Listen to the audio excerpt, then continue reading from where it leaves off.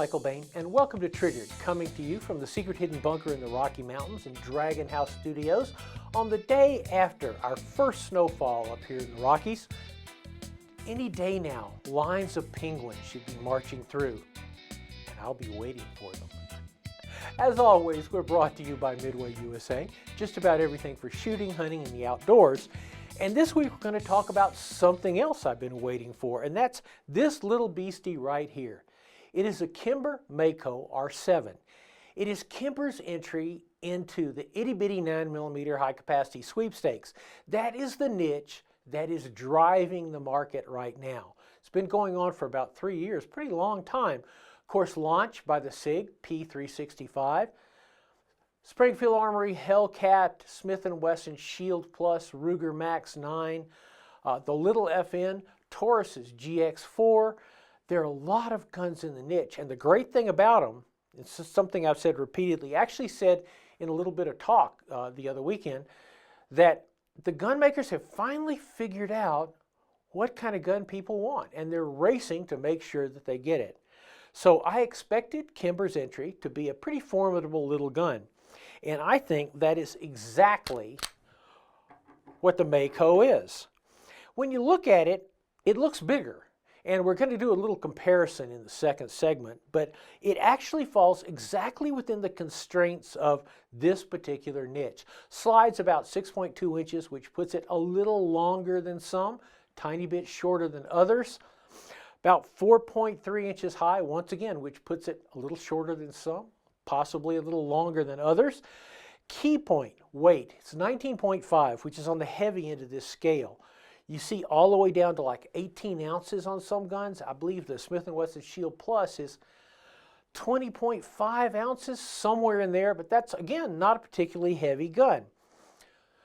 What sets these little guns apart is capacity. As I've said before, we've had very small single-stack 9mm around for a long time. George Kellgren at Kel-Tec did one decades ago. But capacity changed the market perception for these guns. Kimber was very aware of that when they created the Mako. It comes with two magazines. The first one, this guy here, is flush fitting on the bottom. It is 11 rounds, so 11 plus 1, you have a 12-round gun. It also comes with a 13-round magazine. So one in the chamber, you got a 14-round gun. And that's very, very important. The other thing that has become a critical function on these little guns is optics ready. This particular version of the Mako came with its optic already installed. This is a Crimson Trace CTS 1500, which is Crimson Trace's entry into the very narrow red dot sights for this whole niche of concealed carry pistol. As you know, I am a little bit picky about grip. I like this. It's sharp. It's a good texture on this grip, which is important because if you notice, there's always going to be an issue with your little finger here unless you go to the extended magazine.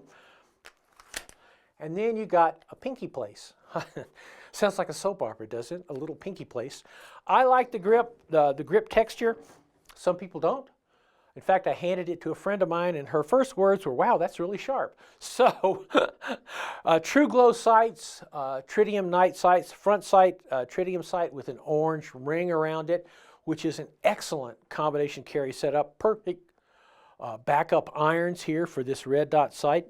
Something I wanted to show you interesting. You'll notice that it's a hooded ejection port. That is, typically you would see these little guns cut out like here on the slide to shoot it out.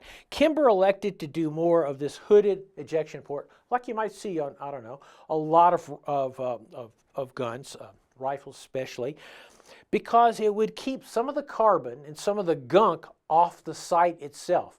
And it does happen. In the SIG P365 match, I had to clean my sight because we're shooting a lot of rounds. I'm seeing carbon, dirt stuff on my sight, and to keep the flash kind of away from the face of the user. When we come back, we're going to talk a little bit about this trigger because, darn, it's amazing.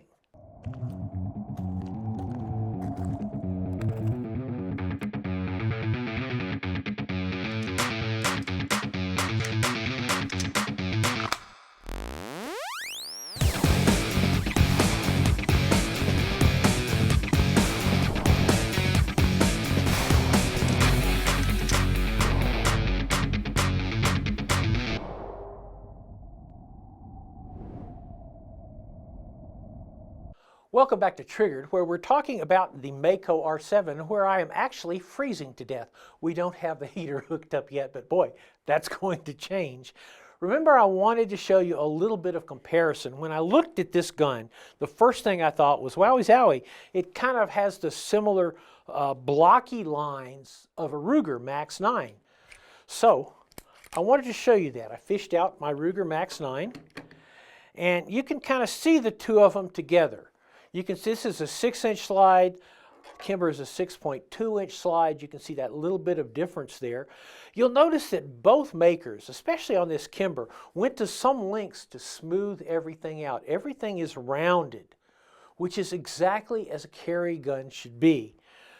But what's really interesting to me is that I thought, well, this gun looks bigger than fill in the blank. So I thought I would show you once again, this is my carry gun. It is a SIG 365XL hybrid, my everyday carry gun.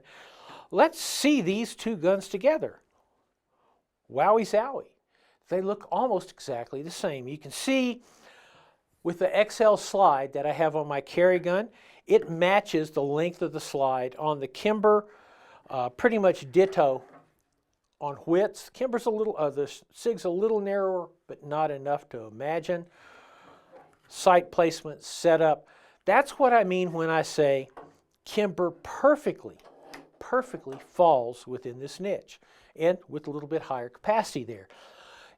The other thing I wanted to mention is, good grief, this niche and the demands of the people in this niche have driven striker-fired triggers to an incredible new level. I swear, every time I come to you with a new Mini 9mm, I go like, wow, that is the best striker-fired trigger I've ever shot. This is the best striker-fired trigger I've ever shot. It's amazing. There's almost no take-up, literally no take-up, no after travel. It's a flat trigger. The wall is right there. Let's go at, this guy's about 4.75 pounds, something like that. But it is a superb trigger. I do really like that flat face trigger. Comes apart in what I think is almost a Glock standard with a twist. Basically, you have to pull a trigger, and then you see these little nodgy things right here, just like on a Glock. You push them down, and then you push the slide forward about ½ an inch and lift it straight up. So it's not like a Glock where it slides all the way off the front. It just pops right up. One thing that you can't see, especially with this hooded situation set up here, is it has a replaceable breech face. What does that mean? Well, should Kimber want to do a 40 Smith & Wesson version for some inexplicable reason, since 40 Smith & Wesson has gone the way of the Great Auk, or they might want to do a 380 version. I've kind of been surprised over the years that none of the Mini 9 makers have really cranked out a 380 version of these guns, which I think would find a following. You saw that when Ruger did the LC9 and then they did LC380. But all in all, I haven't shot this gun yet. As soon as we finish filming here, I'm going to take it out to the range. I'm going to bundle up in expedition wear since it's like 45 degrees. And we'll shoot it just a tiny bit other here. I do like that the stippling goes up on the side because, as you know, I do like this index point right here. Another point, you got ambidextrous magazine releases, a button on either side. You'll also notice these are like thoughtful design factors on it. You'll notice that they're recessed, which is a really good feature. All in all, this is a neat little gun. Like I said, 19 and a half ounces, somewhere right there. It will carry all day long. When we come back, a couple other things to show you. This week's Triggered is brought to you by Midway USA. Just about everything for shooting, hunting, and the outdoors. Volquartsen Firearms. Excellence is essential. Taurus USA. Prepare and protect. Rock Island Armory Arms Corps, home of the STK 100. Okay, kids, now it's time to talk a little turkey. Oh, that was awful. That's like the worst pun in the world, right? That's because the home of this particular gun we're looking at here, which is a Zigana Px9, is Turkey. It's made by Tesis in Turkey, imported by our advertiser, Sds Imports. And here's the kind of neat thing about this gun. Let me give you the setup here. Typically, when you see guns that you look at the format of them, you say, well, it's kind of like a Glock, right? It's a Glock clone or close to a Glock, or it's a Smith & Wesson M&P clone, or in a lot of cases for the European guns, you say, gee, that's a Browning high power type clone. Well, this one is more along the design lines of the Springfield Armory XD. So if you're a fan of the XD, this should be a very interesting product to you. Now, that's the second generation of the PX9s, and a point that I want to make is, I feel like we shouldn't have to make this every time. Turkey makes good guns. This particular gun, the PX9 in its first generation, went through military trials in Europe and in Africa and was adopted by the Philippine police force. So the gun is actually in duty. It is a sturdy little beast, about 27 ounces, has a reasonably good trigger, which the first generation PX9s did not. That trigger, to use highly technical terminology that we gun people use, it sucked. This one doesn't suck at all. A lot less take-up, a lot more crisp break on it. You can see it's a full-size pistol, but one of the changes on the Generation 2 is you've got the usual multiple back straps. You can make this gun fit your hand, whether you have little girly man hands or great big beefy man hands. Adjustable rear sight, front sight's a good setup. I wish it was optics ready, and who knows, it may be sometime in the future.